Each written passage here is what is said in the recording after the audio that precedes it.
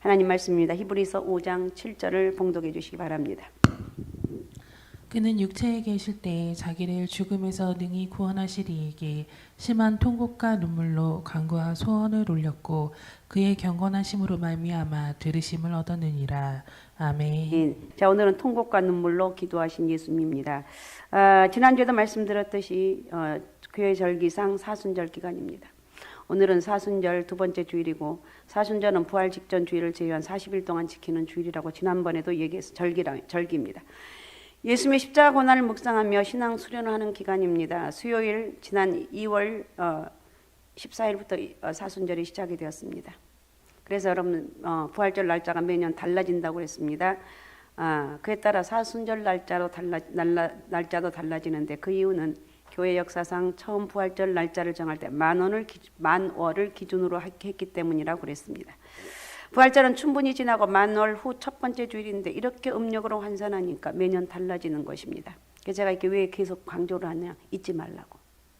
지금 사순절 기간이니까 잊지 말라고. 부활절은 어떻게 되는가? 여러분 또 지나가겠지만 하다 보면 내가 여섯 주일을 계속 얘기할 것인데 듣다 보면 저게 사순절은 이게 이제 이해가 될 거예요. 그래서 금년 부활절은 3월 31일이고 사순절은 그 전날인 3월 30일까지다. 예수님의 생애 하이라이트는 십자가의 죽음과 부활이라고 말했습니다. 이렇게 볼 때 1년 중 가장 중요한 절기는 아무래도 사순절과 부활절일 것입니다. 이 기간 중에 복음의 핵심인 십자가 부활에 관한 말씀을 많이 묵상하시기 바라고, 죄 짓는 데 가지 마시기 바라고, 흥청망청 사시지 마시고 의도적으로라도 나는 지금 사순절을 지나고 있다, 이런 마음가짐으로 살아갑시다. 히브리서 5장은 예수님께서 우리들의 대제사장 되심을 설명하고 있는데 구약에서 이 제사장 직분은 아무에게나 주어지는 것이 아니라 아론과 같이 하나님의 부르심을 받은 특별한 레위 족속에게만 주어졌습니다. 영광스러운 봉사입니다. 그러나 이 제사장들이 드리는 제사는 항상 임시적인 거예요. 거룩한 하나님 앞에 나아갈 길을 잠시나마 열어주었지만 사람들의 마음속에 있는 모든 죄와 하나님 앞에 형벌받아 마땅한 모든 불의로부터 영원한 사하심을 얻을 수 있는 것은 이 제사로는 불가능한 거예요. 하나님 앞에 나아가 애통하며 제사를 드리고 그러면서 제 용서를 받고 주님과 교제의 길을 열지만 제사가 끝나며 돌아와서 여전히 범죄하고 다시 하나님 앞에 나오지 못하는 고통받는 인생들을 위해서 하나님은 독생자 예수 그리스도를 우리에게 보내주셨습니다. 이 모든 임시적인 제사들을 파시고 자신의 몸을 거룩한 제단 앞에 제물로 드리면서 하나님 앞에 사람들의 죄를 용서받게 하시기 위해서 오셨다는 거예요. 그래서 예수님의 몸은 십자가에 들여졌고 흘린 보혈의 공로는 참으로 우리의 죄값을 다 치러주셨어요. 헤아릴 수 없는 많은 사람들이 그 셈에서 죄악을 씻었고 예수의 거룩한 피로써 속죄함을 얻었습니다. 그 피와 속죄케 하는 십자가의 위대한 능력은 여전히 감해지지 않습니다. 지금도 그 피와 그 물이 우리들을 권하여 하나님 앞에 그리스도의 이름으로 예배를 드리게 하는 거예요. 그러니까 우리가 이렇게 교회 와서 예배 드리는 것은 예수님의 십자가의 대속의 은혜 때문이라는 거예요. 지금도 그 위대한 보혈의 능력은 땅끝까지 이르러서 예수 그리스도의 증표가 되고 있습니다. 주님의 대제사장으로서 자기의 몸을 십자가의 제물로 드리셨기 때문에 주님께 자기의 몸을 찢으시고 피를 흘리시면서 제사를 드렸고 우리는 그의 보혈을 힘입어서 하나님 앞에 나올 수 있게 되었고 왕같은 제사장이 되었어요. 그러니까 오늘은 시적인 표현이 그러니까 여러분 어쩌면 금방 듣고 지나가면 깨달음 없을 정도로 시적인 표현이 많아요. 잘 한번 들어보시기 바랍니다. 성경은 말합니다. 베드로전서 2장 9절입니다. 그러나 너희는 택하신 족속이요 왕같은 제사장들이요 거룩한 나라요 그의 소유가 된 백성이니 이는 너희를 어두운 데서 불러내어 그의 기이한 빛에 들어가게 하시니에 아름다운 덕을 선포하게 하려 하심이라. 네. 아멘. 예수님께서 십자가에서 자신의 몸을 깨뜨려 주심으로 말미암아 우리가 구원을 얻을 수 있었던 것처럼 우리들은 이 세상에 나아가서 예수님의 복음을 전함으로써 이 세상에 소망이 있어. 이 세상의 소망은 다른 것은 아무것도 없어요. 예수 그리스도를 만나면 거기서 또 소망이 회복이 됩니다. 예수 그리스도를 만나면 희망이 생깁니다. 정말 귀한 이 이름, 세상에 어떤 것하고도 바꿀 수 없는 그 귀한 이름이 바로 예수 그리스도라는 거예요. 그래서 우리는 이 소망이 내 가슴 속에 있기 때문에 복음을 전하고 몸부림며 살아가는 거예요. 우리가 이 세상에 나아가서 복음을 전하지 않는다면 세상은 구원을 받을 수가 모르기 때문에 그분의 깨뜨려진 육체로 말미암아 휘장은 찢어졌고 그의 부르신 보혈로 말미암아 새롭고 산 길이 보좌 앞으로 나가게 되었습니다. 학벌이나 가문이나 명예나 외모는 우리가 너무 좋아하는데 그것이 아니라는 거예요. 오늘 본문은 하나님 앞에 나아가는 새롭고 산 길을 열어주시기 위해서 자기 몸을 대속의 제물로 바치신 대제사장 되시는 주님이 어떻게 이 땅을 사셨는가를 한마디로 말씀해 주. 오늘 본문이 그렇다는 거예요. 거룩한 하나님과 고민하는 백성들 사이에서 그분이 하실 수 있는 모든 생애 표현은 기도하시는 거였어요. 오늘 본문은 그분의 기도의 생애를 짤막하지만 기록하고 있어요. 성경은 이렇게 말합니다. 오늘 본문 다시 한번 읽어주시기 바랍니다. 그는 육체에 계실 때 자기를 죽음에서 능히 구원하실 이에게 심한 통곡과 눈물로 간구와 소원을 올렸고 그의 경건하심으로 말미암아 들으심을 얻었느니라. 아멘. 육체에 계실 때 그랬어요. 예수님은 하나님이시죠. 천상의 영광 가운데 모든 천사들의 나팔 소리와 우렁찬 찬양 소리로 영광을 받으셔야 했던 분이셨습니다. 그럼에도 불구하고 예수님은 육신을 입으셨어요. 추우면 고통스럽고 추워하고 식사를 못하면 배고픈 연약한 육체를 입은 인간들처럼 인생들의 모든 육체를 창조하는 그분이 육체로 이 땅에 오셨어요. 하늘의 보좌를 버리고 부끄러움을 개의치 않으시고 우리는 가장 자존심 상한 게 부끄러워하는 거잖아요. 어떤 일이 있을 때 사람들이 무시하면 못 견뎌요. 하나님이신 예수님이 이 부끄러움을 전혀 개의치 않았다는 거예요. 근데 우리가 성령 받고 하나님 은혜를 받게 되면 부끄러운 일이 생겨도 별로 부끄럽지 않아요. 참 신기하죠. 여러분 그래서 여러분 모두에게 이 하나님의 영적인 은혜가 있으시기 바라고 그 영적인 은혜로 어떤 상황 가운데 있다 할지라도 개의치 마시고 믿음으로 살아가는 영적인 복을 받으시기 바랍니다. 부끄러움을 개의치 아니하시고 자기가 창조하신 들풀과 같은 인간의 모습으로 이 땅에 오셨습니다. 거룩한 영광의 본체이신 그분이 왜 낮고 천한 육체를 입으시고 이 땅에 오셔야 했습니까? 천상의 영광을 무슨 이유로 버리셨느냐는 거예요. 그것은 오직 저와 여러분들을 구원하시기 위해서. 그분이 오신 것은 인간을 대속하기 위해서 영원한 제물로 죽으시기 위함이었고 그렇게 죽으시기 위해서는 하나님이신 그분이 죽음의 속성을 가진 인간의 몸을 입으시고 이 땅에 오셔야만 했습니다. 그래서 여러분 하나님 앞에 뭔가 할 수 있는 것, 뭔가 봉사할 수 있는 것 정말 기쁨으로 하십시오. 하나님 제가 이게 할 수 있나요?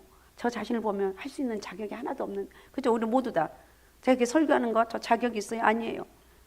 저는 요즘 가끔가다 내 자신에 대해서 하나님 저는 하나님 은혜로 산대 이렇게 많은 은혜를 주셔서 제가 감당을 해야 되는데 너무 부족한 것밖에 없습니다. 하나님 저는 최선을 다해서 감당하고 싶은데 이게 안 되는데 이게 모든 것이 하나님의 은혜라고 어제도 하루 종일 흥얼거리는 게 보면 은혜로다 이걸 뭐 그냥 하루 종일 찬양하고 있는 거예요. 구약의 모든 제물 가운데 아무리 훌륭한 제물이라 할지라도 살아서 하나님께 제물로 드려진 적은 없습니다. 피 흘림이 무엇을 뜻하는지 아십니까? 완전한 죽음을 의미합니다. 완전한 죽음으로 말미암아 하나님을 떠난 어리석은 백성들과 거룩한 하나님과의 사이에 영원한 제물로 자신을 드리기 위해서 이 땅에 오셨다는 것. 이것이 하나님의 하나님의 모든 게 하나님의 사랑인데 그 최고의 사랑 가운데 완벽한 사랑은 예수 그리스도가 이 땅에 오신 거예요. 그러나 이렇게 하나님의 하늘의 영광을 모두 버리시고 죄인된 우리를 구원하기 위해서 이 땅에 오신 그분을 세상이 어떻게 대접했습니까? 말구에 오신 그분을 세상을 죽을 준비를 하고 있었습니다. 주님은 가난한 환경에서 태어나셨어요. 그리고 자랐어요. 낮고 천한 목수로 사셨습니다. 그러다가 하나님의 의를 이루기 위해서 한 점 죄도 없으신 그분이 제 아래 있는 세례 요한에게 세례를 받으러 나갔을 때 하늘에서는 음성이 들렸습니다. 이는 내 사랑하는 아들이고 내 기뻐하는 자다. 하늘의 음성이 들린 후에 그분에게 어떤 일이 일어났습니까? 세례를 받으시고 이 땅에 등장하셨을 때 그를 기다리고 있었던 것은 40일 동안의 굶주림과 악한 마귀의 시험이었습니다. 하늘의 아름다운 음성은 들었으나 그분의 생애는 고난으로 얼룩졌습니다. 그럼에도 불구하고 세상은 그분을 영접하지 않았습니다. 이에 대해 성경은 이렇게 말합니다. 요한복음 1장 5절입니다. 빛이 어둠에 비치되 어둠이 깨닫지 못하더라. 네, 세상은 그분을 영접하지 않았습니다. 오직 우리를 위해서 하늘 영광을 버리신 그분을 세상은 거절하고 미워했습니다. 세상 그분을 사랑하여 함에도 불구하고 그분을 십자가에 못 박으면서 히득거리면서 이렇게 했습니다. 세상 그를 향해서 돌을 던졌고 우리도 그에게 침을 뱉었습니다. 채찍으로 그를 때리고 가시관을 씌울 때 우리도 거기에 있었다는 사실입니다. 주님께서 육신을 입고 이 땅에 오실 때 세상이 주님을 영접하지 않을 것이며 이런 일들이 자기에게 일어날 것을 다 하셨어요. 그럼에도 불구하고 그 고통을 위해서 오셨고 이 모든 고난을 홀로 담당했습니다. 이 치욕스러운 멸시와 천대를 받게 됨에도 불구하고 육신을 입고 이 땅에 오신 것은 이유가 무엇입니까? 오직 우리를 구원하시기 위해서. 그분은 죄인을 구원하기 위해서 하늘의 보좌를 버리고 이 땅에 오셨습니다. 죄인의 몸을 입으셨습니다. 가난함과 피곤함에 복종하며 사셨습니다. 우리의 구원을 위해서 오셨고 비참한 죄인들 위해서 기도하셨고 가난하고 병든 자를 위해서 먹이시고 치료하셨습니다. 그분은 자신의 온 생애를 자기 위해서 살지 않았습니다. 우리를 위해 오셨고 우리를 위해서 희생했고 우리를 위해서 세상의 즐거움을 버리셨습니다. 가난한 자와 함께 가난해지고 고통받는 자와 함께 쓰라림을 나누고 그리고는 그의 걸쳐진 옷 한 벌마저도 군병들에게 내어준 바 되었고 자신의 육체마저 깨뜨려 십자가에 매달리셨습니다. 이것이 바로 십자가의 사랑입니다. 그러므로 끊임없이 그리스도 십자가 앞에 다시 태어나지 않는다면 우리는 우리가 알지 못한 사이에 주께서 우리를 구속하신 위대한 십자가를 잃어버리고 세상을 위해서 살아가는 사람들이 될 것입니다. 이 사순절 기간에 주님의 십자가를 기억하면서 잊지 맙시다. 요즘 너무 살기 편하고 너무 위대해서 고난이 싫어요. 십자가도 싫어요. 아예 생각조차 하지 않는데 우리 믿음의 사람들은 그래도 주님의 십자가를 잊지 말자는 거예요. 육신을 입고 오신 그분이 이 땅에 계실 때 어떤 삶을 사셨는지 성경은 우리에게 말하고 있습니다. 심한 통곡과 눈물로 간구와 소원을 흘렸다고 했습니다. 그분의 기도는 그분의 전 삶을 통해서 드러나는 것이었습니다. 우리 주님의 생애는 피의 생애였고 땀으로 얼룩진 생애였습니다. 그 무엇보다도 그분의 생애는 눈물로 살다간 기도의 생애였습니다. 조그만 힘들 여러분 귀찮다고 그러죠. 나 이거 힘들어 싫어. 하십시오. 주님의 일이라면 힘들고 어려워도 감당하십시오. 기도하시라는 거예요. 기도해서 이길 수가 있어요. 십자가에 설리신 거룩한 보혈은 우리의 모든 죄를 사해 주셨습니다.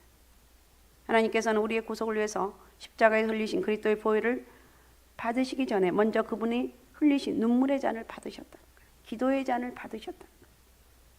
오늘 성경은 우리 주님의 기도하는 모습을 그리고 있습니다. 히브리서 기자는 무릎을 꿇고 심한 통곡과 눈물로 하나님 앞에 몸부림치는 주님의 기도하는 모습을 얘기하고 있습니다. 거룩한 예수 그리스도, 하나님이신 예수 그리스도가 이렇게 몸부림치며 기도하는 모습을 우리에게 보여주고 있습니다. 그래서 하나님을 섬기는 가장 첫 번째 소명은 바로 골방의 기도라는 것. 기도라는 것을 잊지 말라는 것. 우리 주님의 기도는 우리를 위한 탄원하는 기도입니다. 예수님의 기도 생활에 대해서 언급하면서 히브리 기자가 왜 이렇게 극단적인 표현을 썼을까요? 예수님의 생애 늘 기도하는 것이었지만 오늘 히브리 기자의 시각은 철저하게 십자가에 초점을 맞추고 있습니다.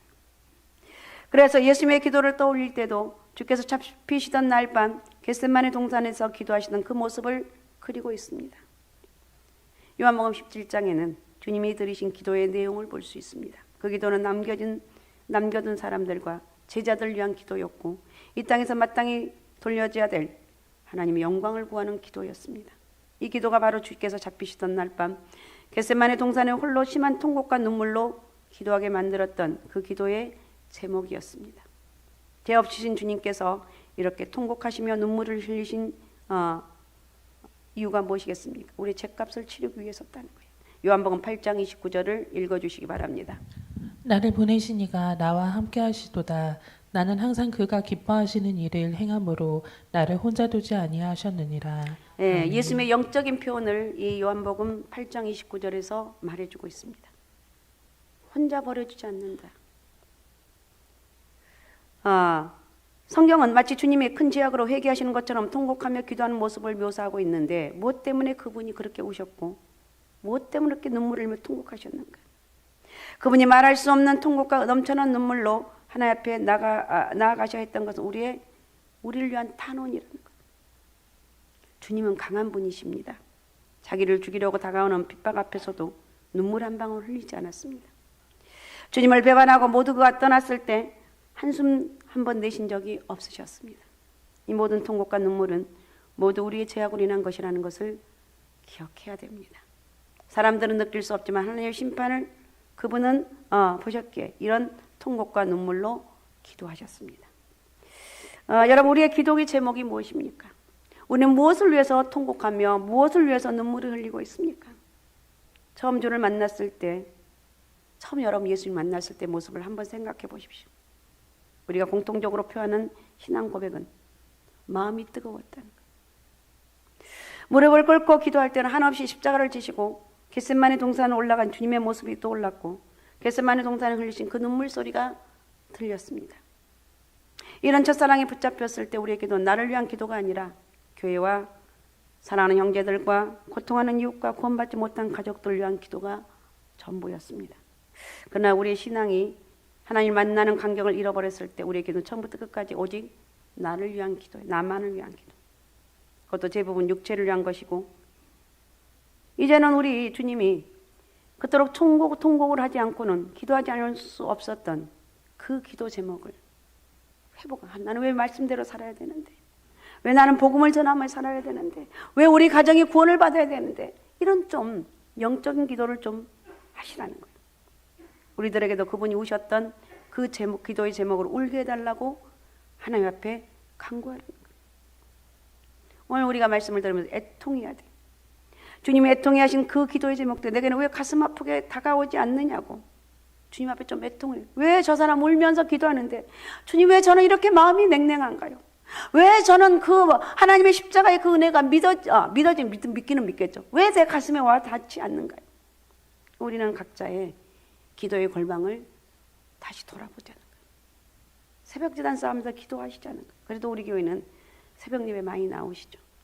그래도 기도하시고 그래도 내가 십자가의 은혜를 생각하면서 할 수만 있으면 눈물도 흘리고 회개하는 영적인 은혜가 있으시기 바랍니다. 우리의 눈물로 기도의 방을 적시게 해달라고 하나님 앞에 나아가야 돼요. 성경은 우리에게 말씀하고 있습니다. 이사야 40장 6절입니다. 말하는 자의 소리여 이르되 외치라 대답하되 내가 무엇이라 외치리이까 하니 이르되 모든 육체는 풀이요 그의 모든 아름다움은 들의 꽃과 같으니 예, 곧 시들어버릴 이 세상 사랑이 우리로 하여금 주님의 통곡하는 그 기도의 제목을 다시 바라보면서 회복하자는 거예요. 하나님 내가 주의 뜻대로 살길 원하는데 하나님의 십자가의 은혜를 잃어버리지 않길 원하는데 사순절을 맞이해서 이제 부활주의를 이제 맞이하면서 다시 한번 이 십자가의 지금이라도 내가 십자가 은혜를 다시 한번 고백하게 하시고 나에게 어려움과 지금 고난이 있다 할지라도 넉넉히 이길 수 있는 요즘 사람들은 어려움을 못 이겨요. 괴로워서 미치는 거예요. 놓아버려요. 그러면 안 돼요.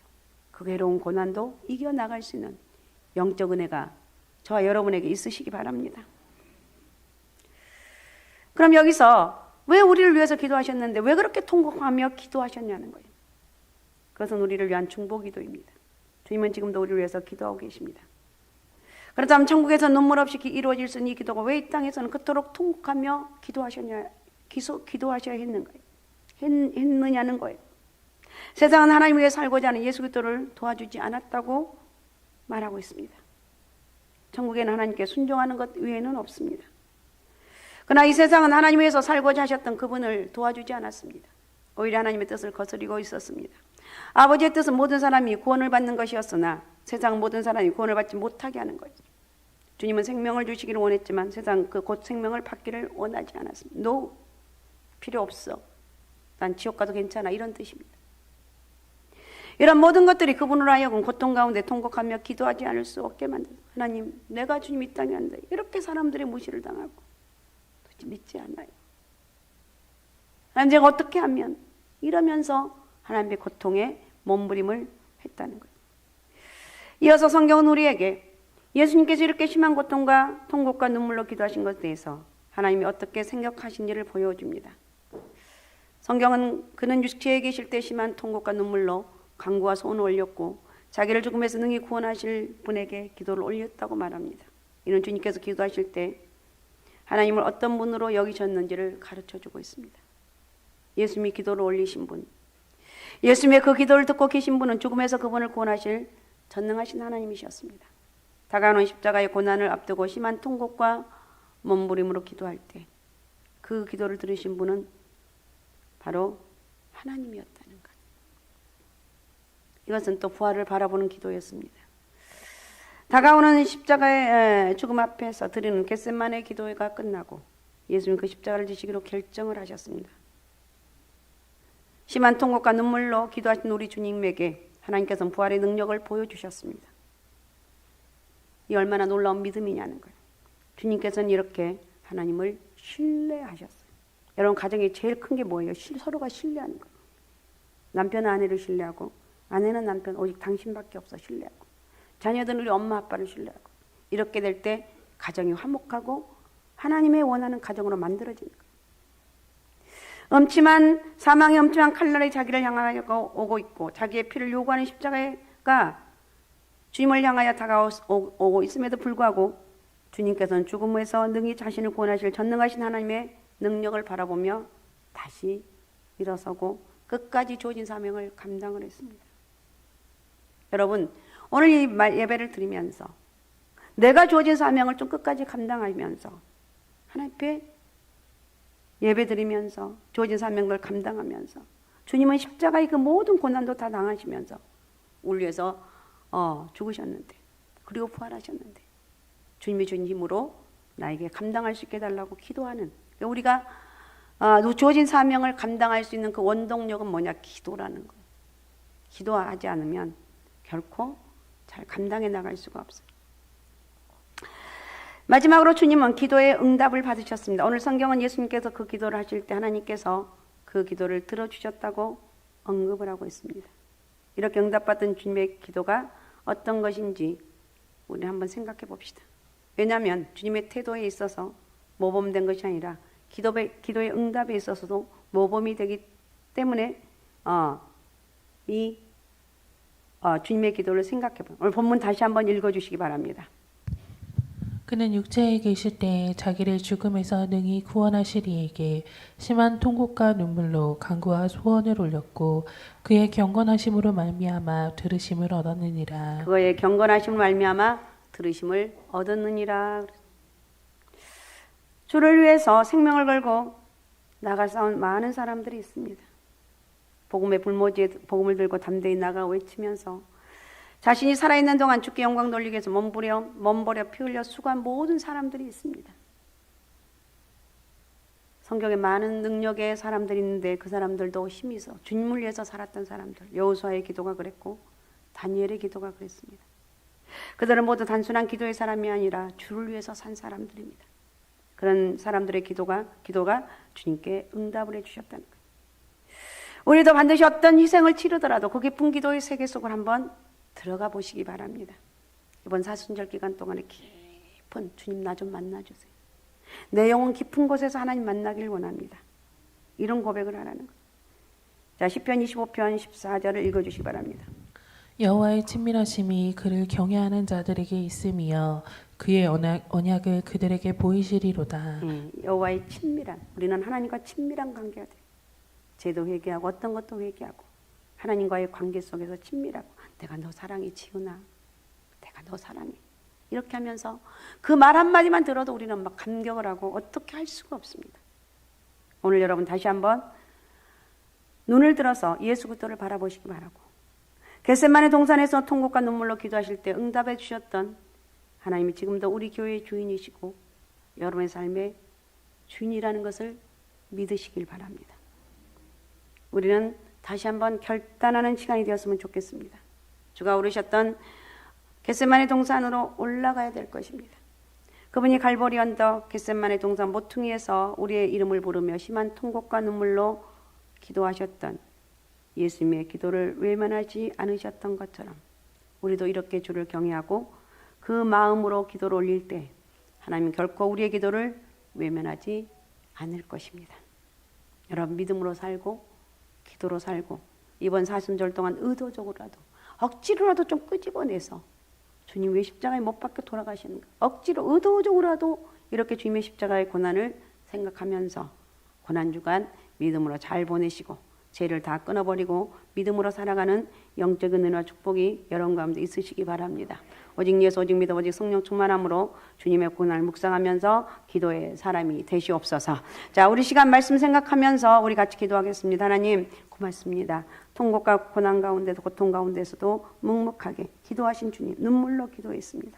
통곡과 눈물로 기도하신 주님을 바라보면서 내 사는 날 동안 여러 가지 삶의 문제가 있고 어쩔 때는 너무 무거워서 절망적일 때가 있지만 그러나 예수 그리스도 은혜 안에서 믿음으로 살아갈 수 있는 영적인 은혜를 허락하여 주옵소서. 하나님 주님만 생각하는 이번 사순절 기간 되길 원합니다. 자, 우리 주여 세 번 부르고 우리 같이 통성으로 같이 기도하겠습니다. 주여 주여 주여